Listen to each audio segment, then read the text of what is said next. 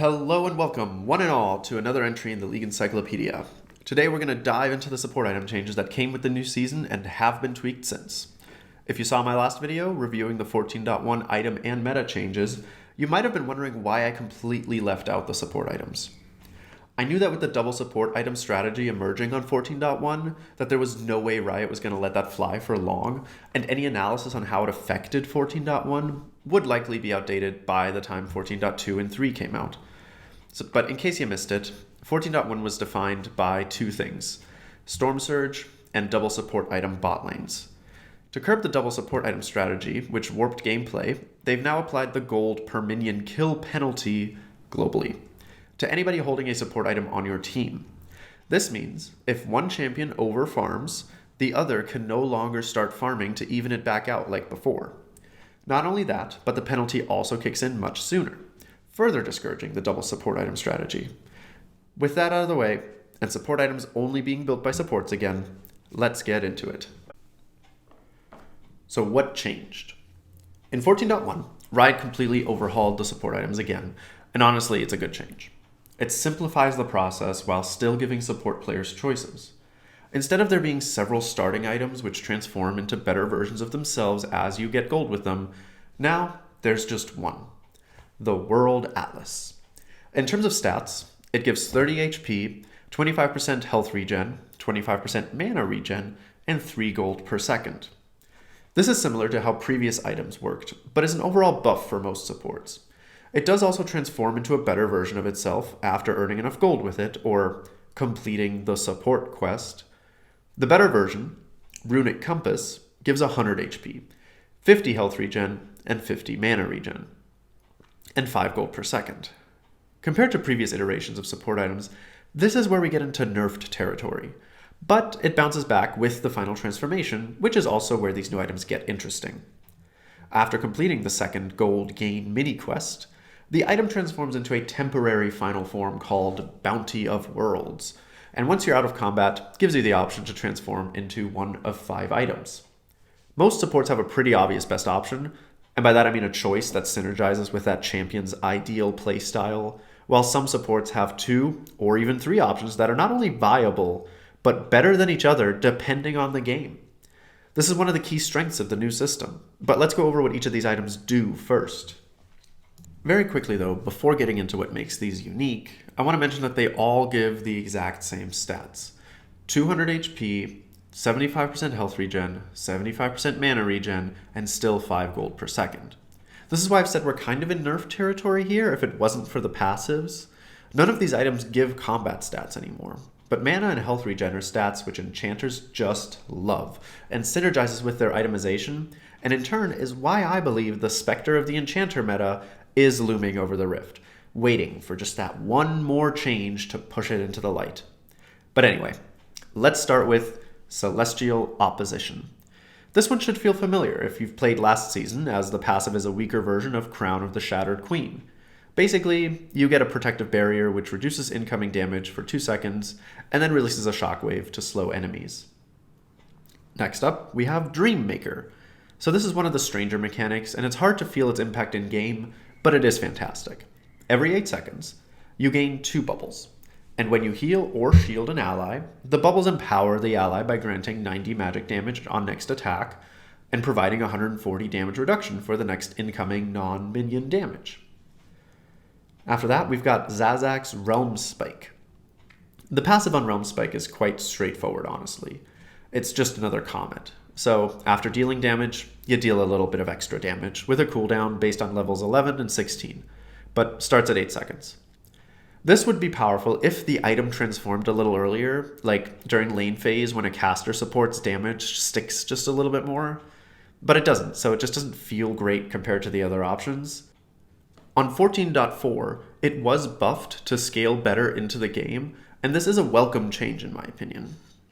Fourth on our list is the Solstice Slay, and it's the most versatile of the bunch. It has a really supportive passive that feels really good to use.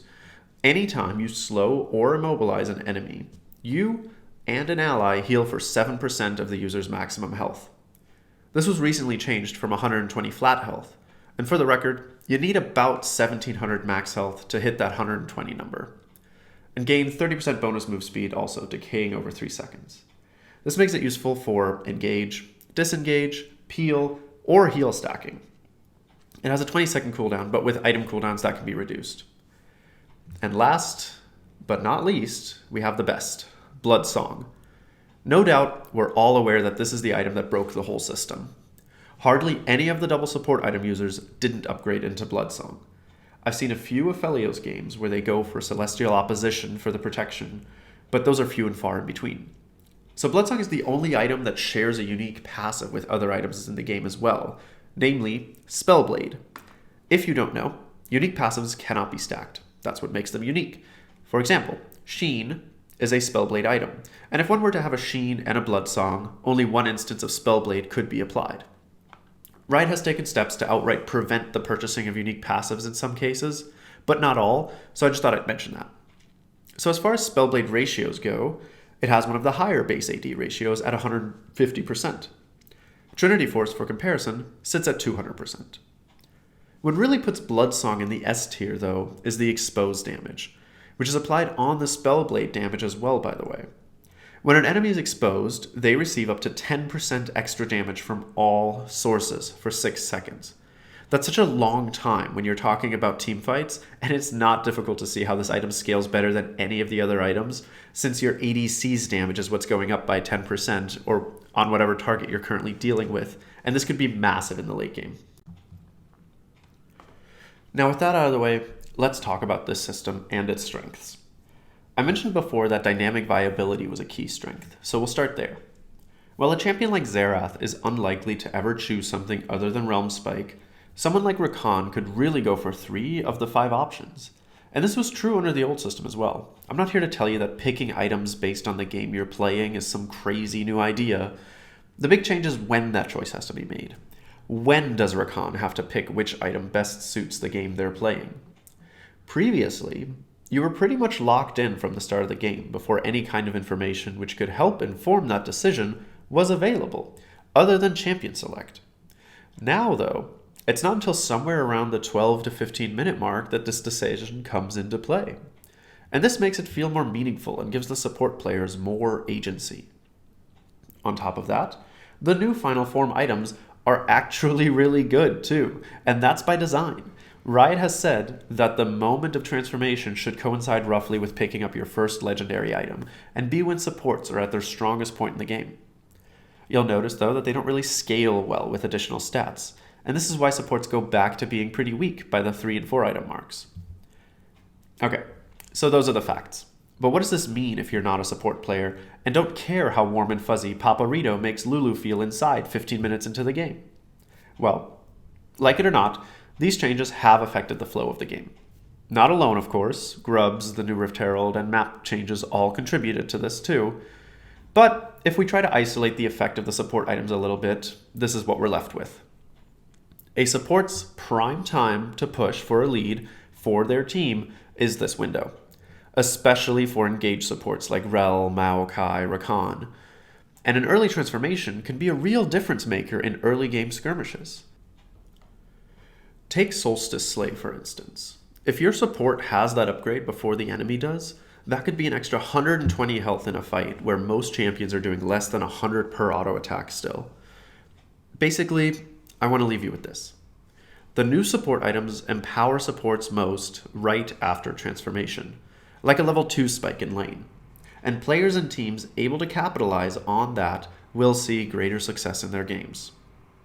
Anyway, that's all I have for you today. If you've made it this far, thank you so much for watching, and I hope you learned something. I'm your host, Miss Muffin Man, and this has been another entry into the League Encyclopedia. Feel free to suggest other topics you'd like a deeper dive on, and let me know if anything is unclear.